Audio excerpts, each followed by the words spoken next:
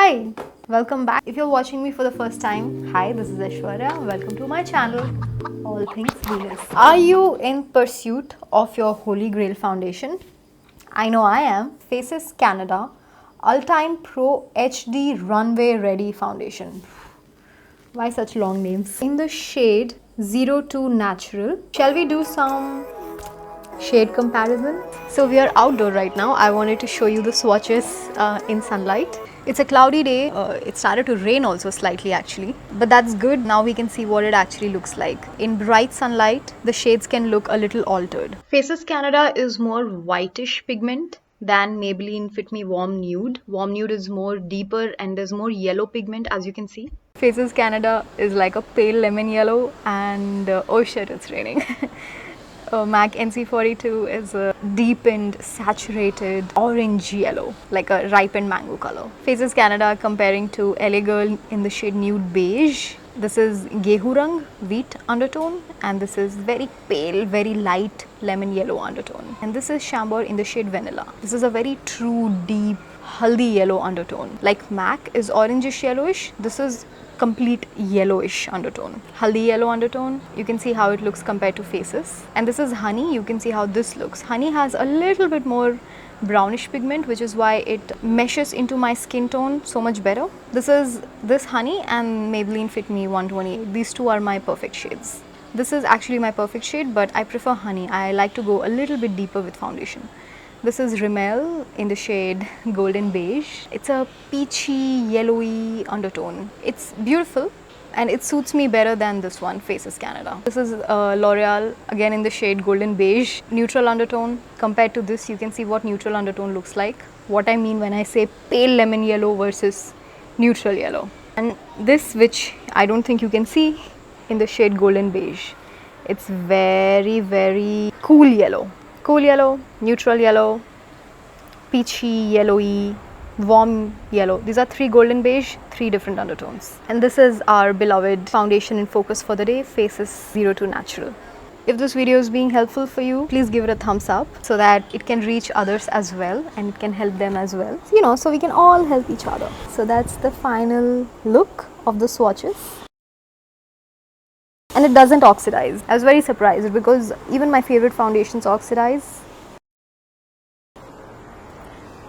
It's raining. Let's go inside. To watch my new uploads, subscribe to my channel and click on the bell icon. Select the option all to get notified. The bell icon will have turned black like so once you select all. If your bell icon is white like this, YouTube won't notify you. It's YouTube algorithm stuff. Make sure to turn the bell icon black like so. I've moisturized my face with Johnson & Johnson baby cream. I'm gonna put primer on one side of my face and no primer on the other side. L'Oreal Base Magique primer. I've been using this primer for every foundation in search of Holy Grail series, so that we have an even basis for comparison. With sponge, it gives very little to almost no coverage. This is pack sponge, guys. Pack sponges don't absorb that much of product. You can see my mole is as if there's been no makeup applied on it.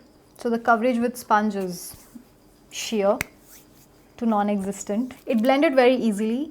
The coverage is sheer to medium. I'm going to show you how it looks without the ring light. This is without. Let's zoom in. I like to show texture on this channel. Over here, I have a little bit of texture naturally over here on my cheekbones, but it's not highlighting it. It's not making it look any more than what it is. So that's a good thing. That means this foundation does not amplify texture, which is so important. It's a little tacky. All foundations that are serum-y in formulation have that in common. And it's not settled into my fine lines. I have some fine lines over here, like you can see. You can see the shade is not a good match. Can you see how it is, how white it's looking? Let's see how it holds concealer. Throughout the series, I'm being consistent and using MAC NC42 Studio Finish Concealer so that we have like an even basis for comparison. It's not sitting very well over here. Like, I don't know, it doesn't sit close to the skin. It's sitting rather awkwardly. The ring light is still off. And I think I'm gonna leave it that way because we don't live with ring light anyway, so what's the point of me even showing it with it? Holds on to the concealer okay. Nothing that impressive, but nothing that horrible either. Okay. Let's see if this foundation can cover up any pigmentation around the mouth. Whenever I want a lot of coverage, I use my fingers. It claims to have a lot of serum-y things, but I'm not getting to experience any of it. It's just all looking the same to me. It didn't cover much. Actually, it didn't cover at all. So which tool to use with this foundation? Definitely a brush. Stay away from sponge. Sponge eats up the whole product. The difference between primed side and unprimed side. Primed side is giving me some coverage. The unprimed side is giving me absolutely like sheer coverage. One thing unique I noticed about this foundation is that it's very tacky. Also, another thing unique I've noticed about this foundation is the first time I applied it just to get a feel of what the product is like.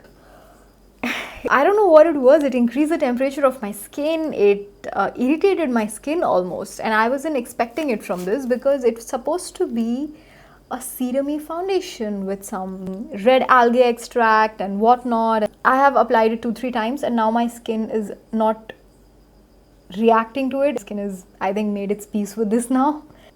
Where is it manufactured? Dehradun, Uttarakhand. And it's not cheap either, guys. It's 1500 rupees foundation. Let's talk about powdering. Okay, the shade is a little bit light for me. I'm gonna balance it out by using a yellow based powder in the shade Golden Beige, Lakme 925 Compact. Do you see it's a little bit yellowish? I have sensitive skin. So did it achieve my holy grail status? No. The powders I recommend with this foundation are powder which is not very oil absorbing because serum foundations make your skin moist. This one doesn't. Rimmel powder, Lakme Warm Pink and Lakme Golden Beige. Maybelline Fit Me powder did not hold well with this for me, for my skin. How I recommend you buy it?